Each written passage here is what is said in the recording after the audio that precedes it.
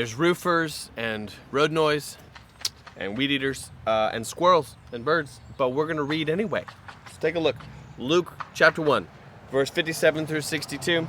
Now the time came for Elizabeth to give birth. So who is the main character? Elizabeth. What do we know about Elizabeth? She's old, but she's miraculously going to have a baby. We've been tracking with her. And now she gives birth, and she bore a son. This is a big deal because, remember, nobody could run an ultrasound, right? So even if the miracle up until this point had been like, wow, an old lady who couldn't grow a baby, now she's going to give birth. But remember, the prophecy said it would be a son. And now that part of it has come true too. Okay. And her neighbors and relatives. All right, so we have some new characters, some neighbors and relatives. They heard the Lord had shown great mercy to her, and they rejoiced with her. All right, so what was their emotional reaction? Joy. I mean, they're listening, they're paying attention. She's kind of hidden herself away, and then boom, she shows up, she's given birth, she has a son, and they were full of joy. Okay? And on the 8th day, they came to circumcise the child. Ooh, boy. So, I don't know how much you know about Jewish tradition, or even, it's not just Jewish tradition. Lots of cultures have this tradition where they circumcise the dudes specifically on the 8th day. And, you can sort of go back to the book of Exodus to learn more. Exodus, Leviticus, Deuteronomy, you can learn more about the way that this people, really you'd rewind all the way to Genesis.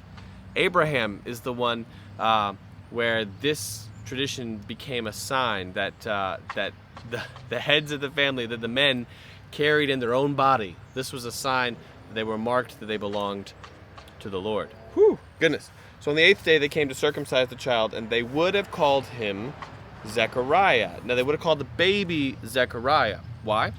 Because that's what you do. You have a father, and then the child carries on the family name, right? And Zechariah, for years and years, he's had no one to carry on the family name.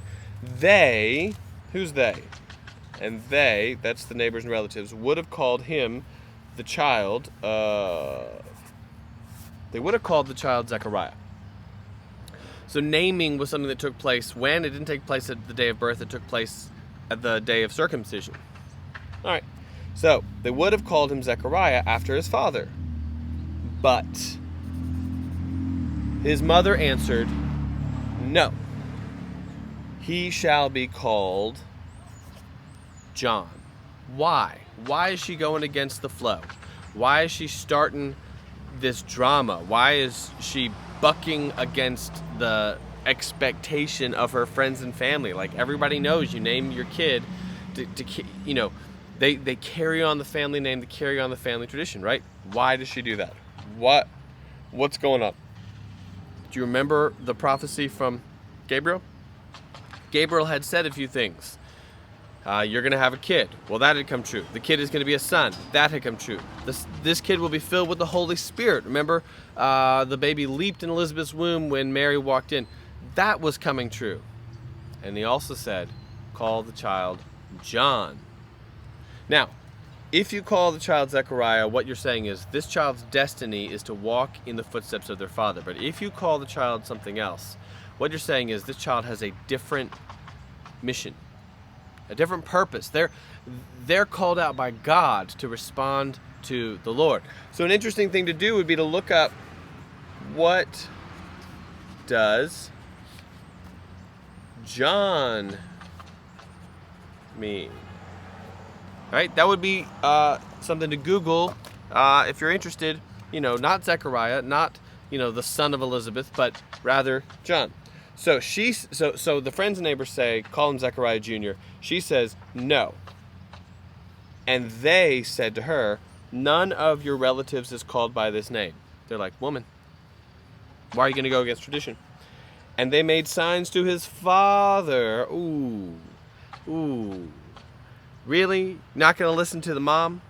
She grew the baby in her womb for 9 months? Okay. And they made signs to his father, inquiring what he wanted him to be called. So, we have this family drama. We have a little bit of a showdown right here. What is Zechariah going to do? Now, Do you remember? It feels like Zechariah's kind of been out of the picture for a little while.